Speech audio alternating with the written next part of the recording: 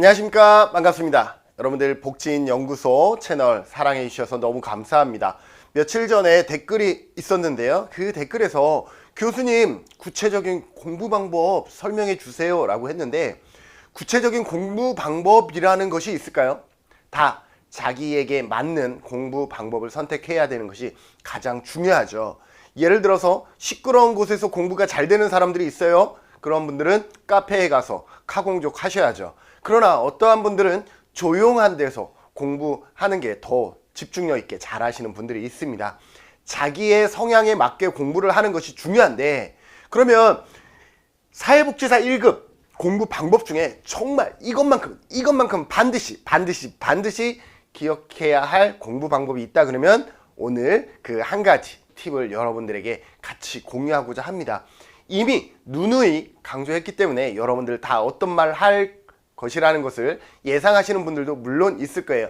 그러나 그게 막연하기 때문에 아무리 제가 얘기해도 잘 안 쫓아오시더라고요. 그런데 이번에는 조금 구체적으로 여러분들에게 사례를 제시하면서 같이 해보고자 합니다. 그러니 이번 영상 꼭 보셔서 좋은 결과, 노력한 만큼 점수가 나와야 되는데 대부분이 노력한 것에 비해서 점수가 안 나오는 경우가 있어요. 교수님 저 6개월 동안 공부했어요. 그런데 시험 볼 때 딱 떨어졌어요 라고 얘기하시는 분들이 가끔 있어요.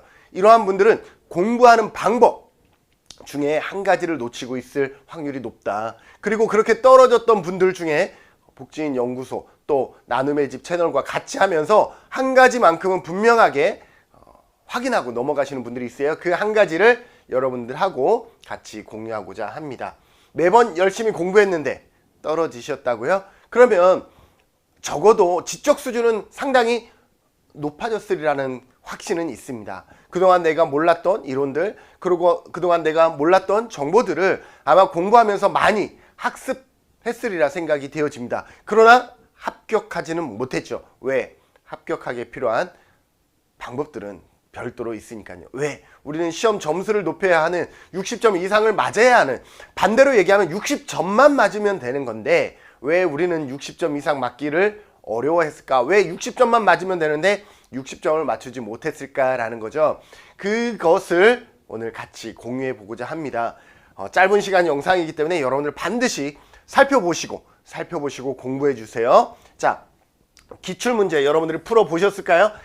합격하고 합격하지 않은 사람은 기출문제를 풀었느냐 풀어보지 않았느냐에 따라서, 기출문제를 대상으로 공부를 했느냐 기출문제를 대상으로 공부를 하지 않았느냐, 좀 말이 다르죠. 기출문제를 풀어봤느냐 풀어보지 않았느냐, 기출문제를 통해서 공부를 했느냐 안 했느냐, 조금 어감이 틀립니다. 기출문제를 단순히 풀어보셨다 그래서 합격할 수 있는 건 아니에요. 그러나 기출문제를 통해서 공부를 했다 그러면 합격할 확률은 아주 높아집니다. 무슨 말이냐, 2024년도 시험 합격을 원하신다면 제가 여러분들에게 보여주는 앞으로의 영상을 통해서 여러분들도 좋은 결과 있기를 간절히 바라겠습니다. 목사님 같네요. 간절히 바라겠습니다.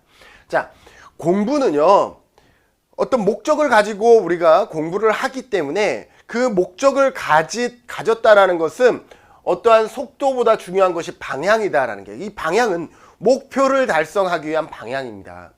동일한 공부를 하더라도 우리가 지적 수준을 높이기 위해서 공부를 하는 것과 지금과 같이 1급 시험이라는 어떠한 특정한 합격 목적을 두고 공부하는 것은 다릅니다. 그래서 여러분들에게 오늘 제가 가지고 있는 중요한 정보 팁, 이미 이거는 나의 정보가 아니라 우리의 정보이긴 하지만 여러분들 만약에 영상 보시고 정말 그렇구나 라고 생각하면 여러분들 주변의 친구들에게, 공부하시는 분들에게 내가 복지인연구소 채널에서 이걸 봤는데 이거는 농담이 아니던데, 이거는 정말 대박이던데, 같이 공유해서 같이 좋은 점수 받으시면 좋을 것 같아요.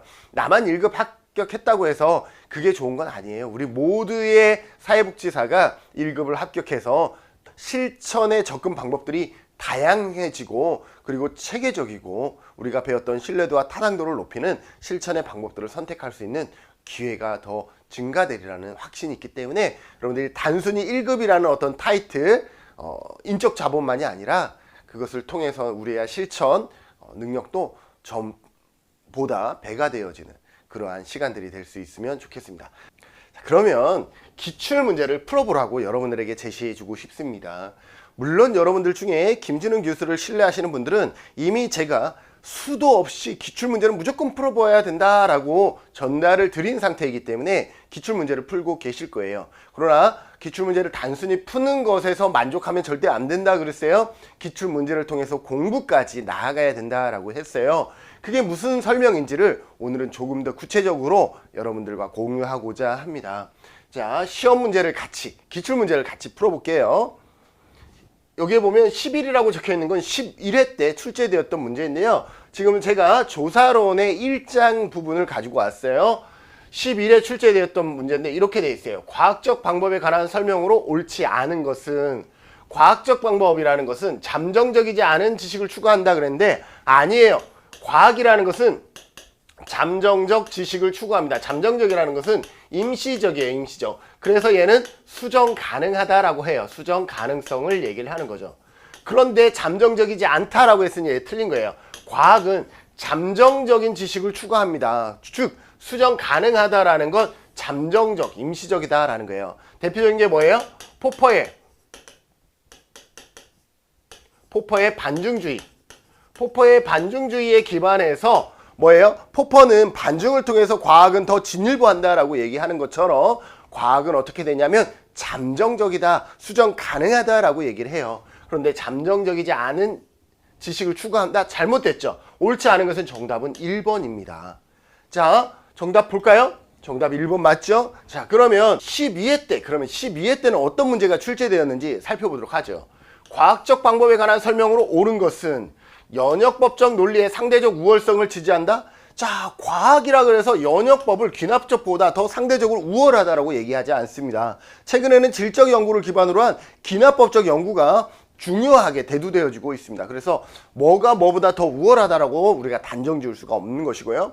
윤리적 실천을 수행할 수 있게 한다? 자, 과학적 방법에서 윤리적인 접근이 중요하다라고 언급을 하는 거지, 과학적 접근을 한다 그래서 모두 다 윤리적 실천을 수행할 수 있게 하는 건 아니에요.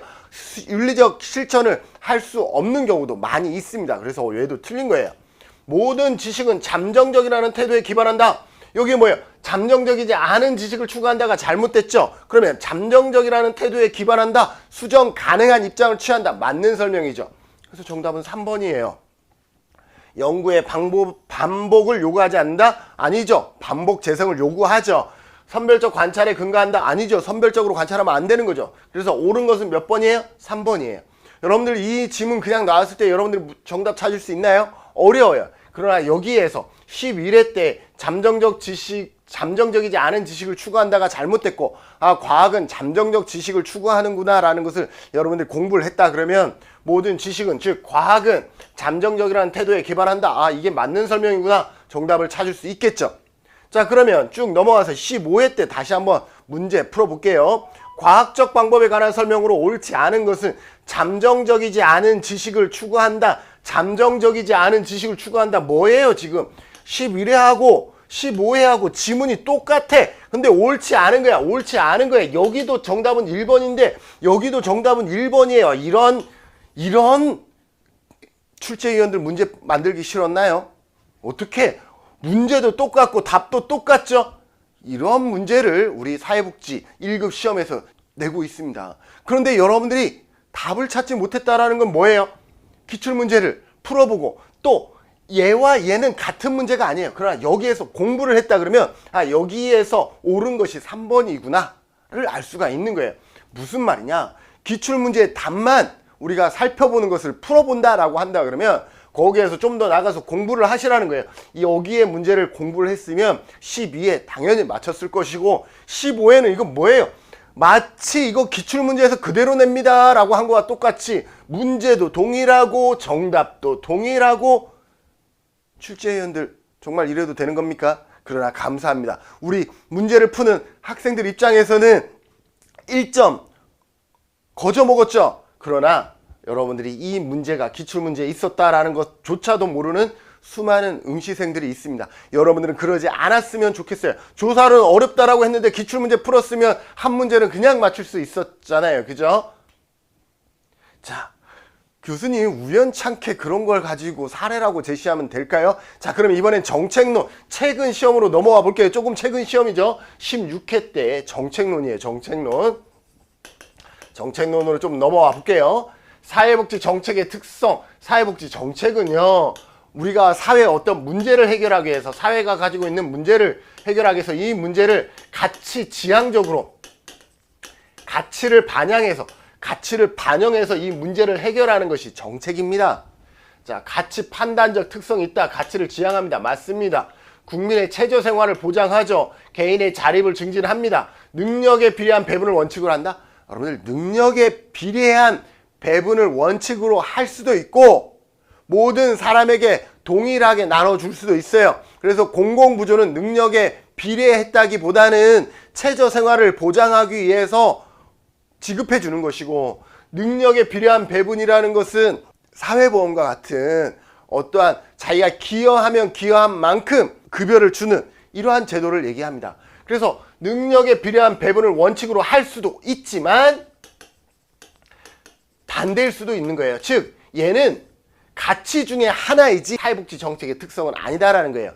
특성 중에 하나가 능력에 비례한 배분을 할 수도 있고 기준을 둬서 수량적 평등의 가치를 둘 수도 있다라는 거죠. 그래서 평등에는 수량적 평등과 비례의 평등이 있는데, 얘는 비례의 평등을 얘기한 것이고, 사회복지 정책 중에는 수량적 평등, 기회의 평등, 다양한 원칙을 적용할 수가 있습니다. 그래서 얘는 딱 그렇다라고 대답하기보다는 원칙 중에 가치 중에 하나이다 라고 볼 수가 있어요. 그래서 얘는 틀렸어요.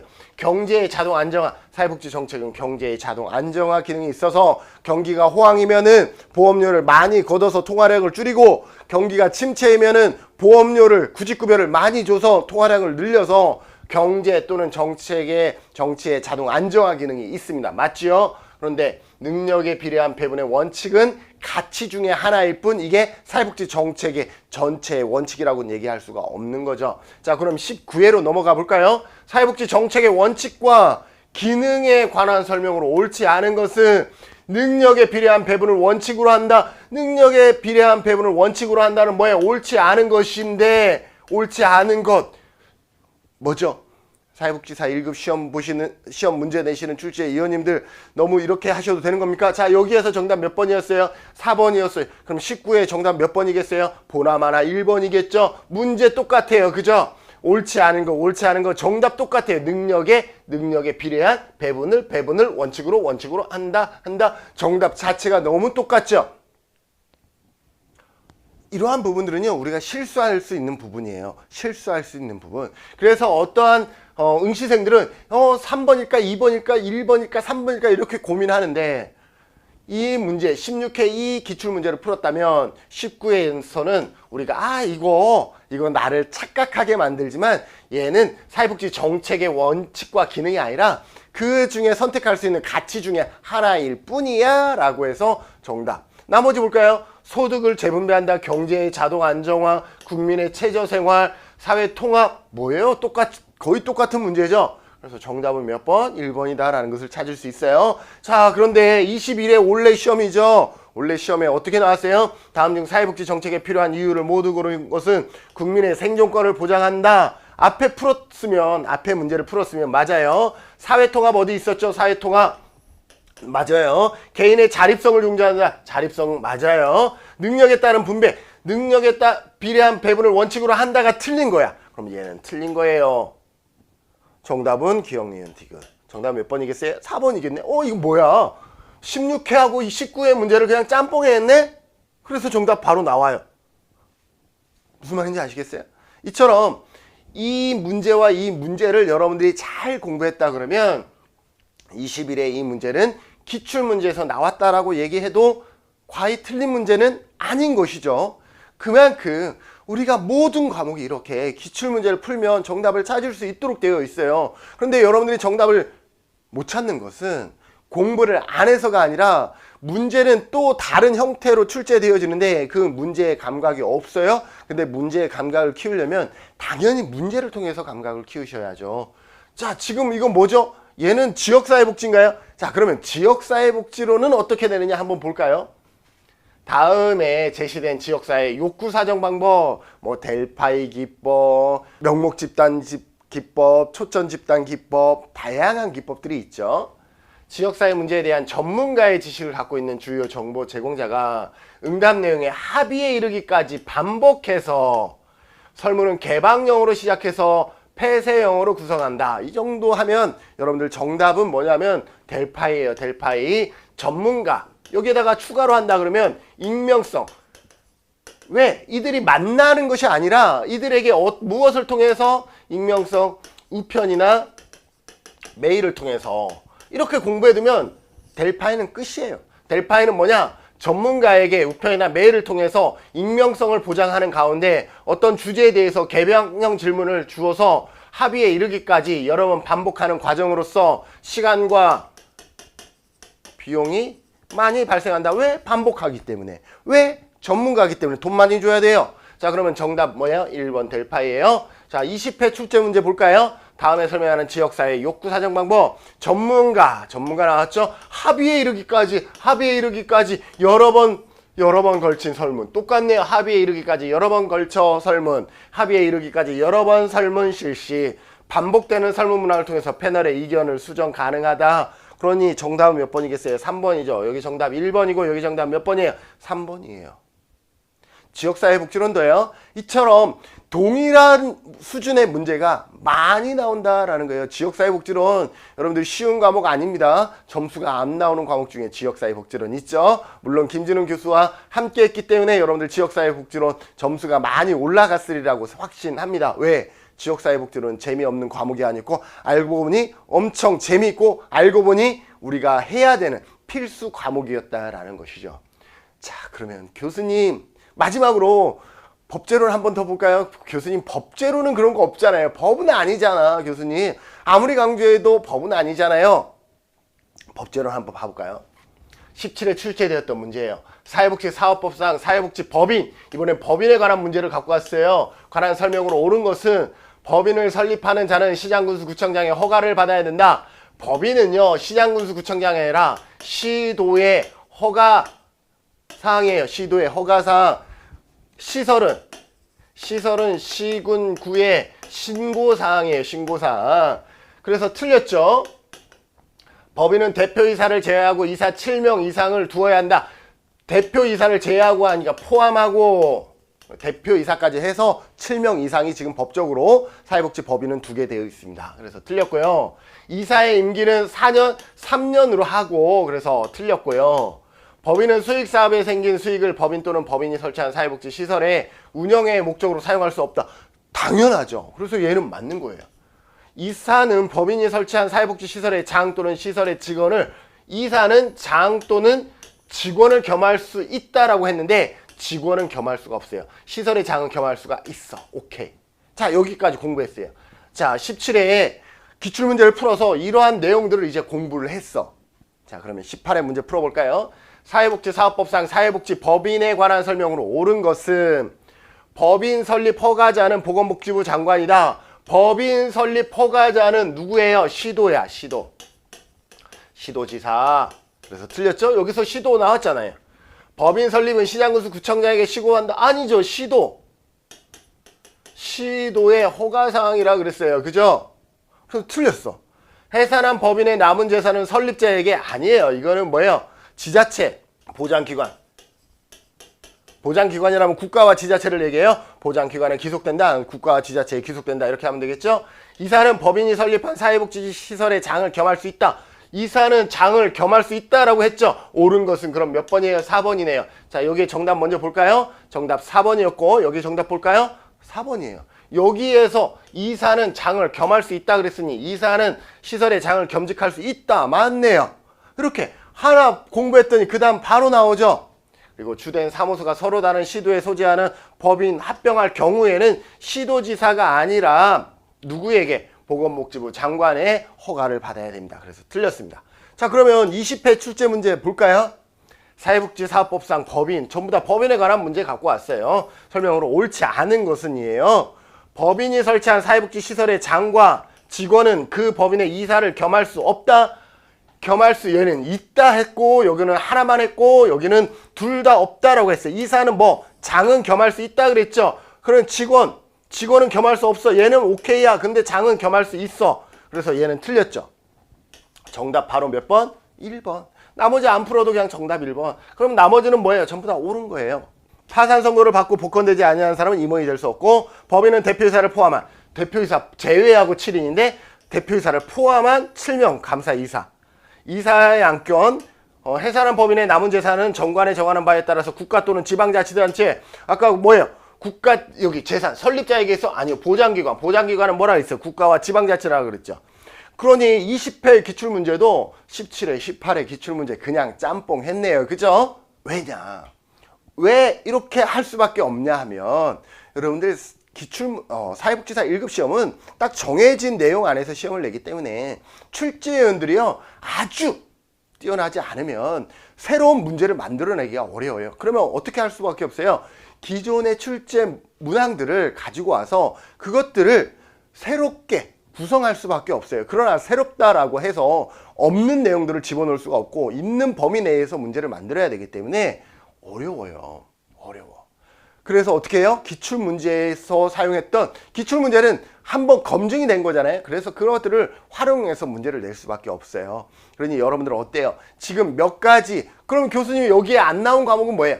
여기에 안 나온 과목은요 여러분들 두말할 거 없잖아. 인행사, 실천론, 실천기술론 얘네들은 행정론 얘네들은 당연한 거 아니에요 여러분들? 법제론도 이렇게 중복되고 조사론도 중복되는데 나머지는 여러분들이 보나마나 아니겠어요? 과거의 문제가 현재의 문제고 현재의 문제가 미래의 문제가 될 거라는 거 여러분들이 미루어 짐작해도 자 이제는 어떻게 되겠어요? 아 기출문제를 푸는 게 아니라 기출문제를 공부하면 되겠구나. 기출문제를 반드시 공부하고 그 기출문제에 나와 있는 내용들을 여러분들이 이론으로 조금 더 쌓아나가시면 돼요.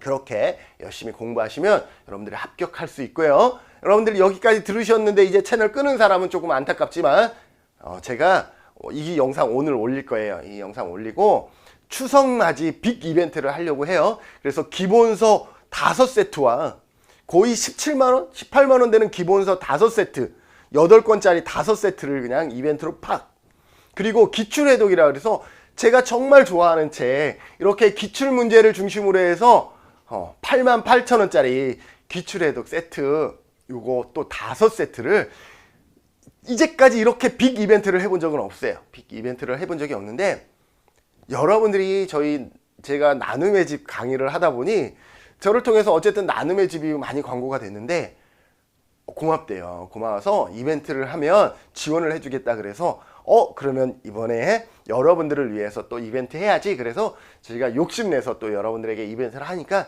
이 다음 영상 바로 이벤트 영상 올릴 테니까 이벤트도 혹시 참석하시고 이벤트에 안 되면 그때는 여러분들이 뭐 교재를 구입하시든 나름대로의 방법으로 열심히 공부하셔야 돼요. 어쨌든 여러분들의 방법으로 공부하시되 반드시 기출 문제를 풀어라가 아니라 기출 문제를 공부해라.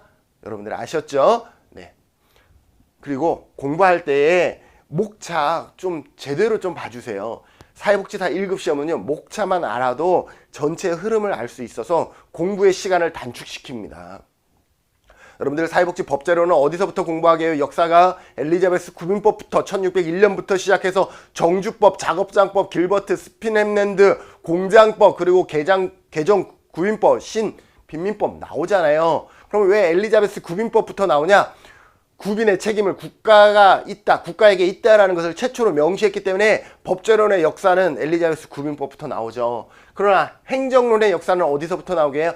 행정론은요, 조직의 운영에 관한 것이 행정이에요. 즉, 전달 체계의 그 통로를 행정이라고 얘기를 하는데, 행정은 자선 조직협회부터 나옵니다. 왜? 역사가 자선 조직이 만들어지는 첫 시발점이죠. 그래서 자선 조직협회부터 행정론의 역사가 나온다라는 거예요. 조사론은 어디서부터 지식에부터 나와요. 조사론은 조사한다라는 건 뭐예요? 모르는 것을 우리가 밝혀내는 거잖아요. 그러면 조사론이라는 것은 뭐예요? 지식 탐구에 있다라는 거예요. 그래서 과학적 지식 탐구, 이 지식에서부터 나온다라는 거예요. 이처럼 그러면 뭐예요? 조사 유형, 조사 문제, 조사 설계, 단일 사례 이거는 뭔지 아세요? 이거는요. 여러분들이 저와 공부하면 아시겠지만 주문이 선행되어야 가설을 설정하고 조사 설계가 이루어진다 그랬어요. 자, 주제, 문제, 선행 연구는 이론이에요. 그리고 가설, 조사 설계 이런 거죠. 자, 이렇게 나왔어요. 그러면 조사 문제와 가설이라고 나오죠. 조사 문제와 가설. 그 다음에 가설하면 그 다음 뭐예요? 조사 설계. 조사 문제와 가설을 하면 조사 설계 순서대로 나오는 거예요. 연구의 순서대로 나오는 거죠. 이 조사 설계에는 단일 사례 설계 측정도 있고 표집 방법도 있고 자료 수집 방법 이거 전부 다 뭐예요? 여기서부터 여기까지 전부 다 뭐예요? 조사 설계에 해당한다라고 보시면 돼요. 여러분들 교재는요 그냥 뜬금없이 만든 것 같지만 나눔의 집 교재 순서는요 이렇게 연구의 방법 순서대로 차례대로 여러분들이 익히도록 한 거예요. 그래서 목차만 잘 알아도 여러분들이 공부할 때 많은 도움이 된다.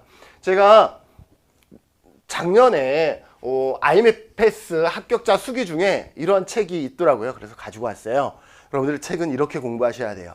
여러분들 책에 낙서하는 거 싫다고 해서 낙서 안 하시는 분 그건 본인의 성향이기 때문에 그건 괜찮아요. 그러나 나는 이렇게 열심히 공부한 것 같은데 떨어진 것이 부끄러울 것 같아서 책을 깨끗이 그래서 나중에 떨어지더라도 나는 공부 안 해서 이번에 공부 안 해서 떨어졌어 이러한 핑계 대기 위해서 책을 깨끗하게 만들지는 결코 말라라는 거죠. 여러분들 어때요? 최대한 공부를 열심히 하세요. 여러분들 제가 여러분들에게 전달한 내용은요 시간이 지나면 까먹어요. 그러나 책에 이렇게 열심히 낙서한 거는요 시간이 지나도 까먹을 수가 없어요. 웨일과 갬블의 모델 그죠? 웨일과 갬블의 모델 이러한 로스만의 모델과 비교 이렇게 공부를 하면요 제가 강의한 것은 까먹을 수 있지만 본인이 직접 이렇게 한 것은 까먹을 수가 없습니다. 까먹을 수가 없어요.